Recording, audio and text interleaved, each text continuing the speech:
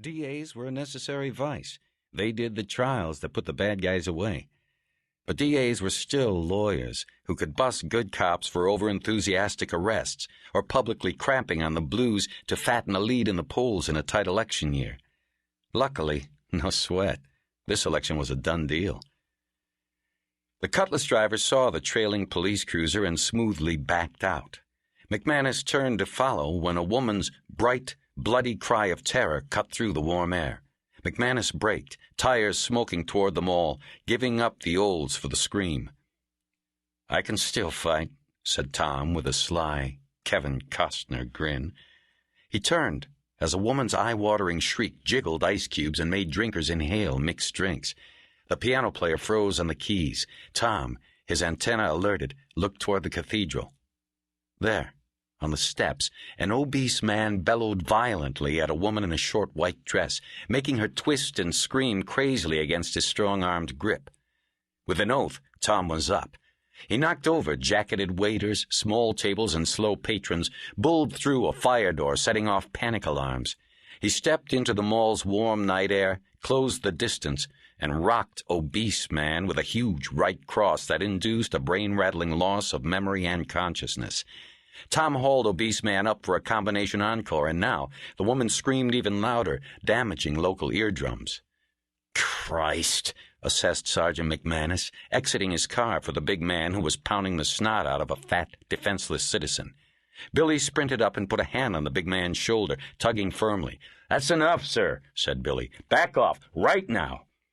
Thomas Andrew Conover III did not like to be touched, not by men. He spun and punched $10,000 of dental work into Billy McManus's rupturing teeth, following with a hard hook to the head. Billy's knees buckled and he went down. Street dogs scurried into shadows, chased by dismembered pages from yesterday's sports and business sections. Panting, but heavily inspired, Billy's partner blasted his nightstick into the skull of the Honorable Thomas A. Conover III, drawing a small, surprised sigh. The partner proceeded to industriously tenderize Tommy's face with his nightstick, rendering the district attorney unusually cooperative, instantly unphotogenic, and politically bankrupt. It was the svelte, green-eyed woman in red who came from the bar and managed to stop the animated officer from playing pogo on the big cop batterer's head. My political response time wasn't what it used to be. Assistant chiefs, gawkers, departmental flacks, and the press sensed the disaster and came in droves. Muted cop radios made it sound like a multiple murder scene.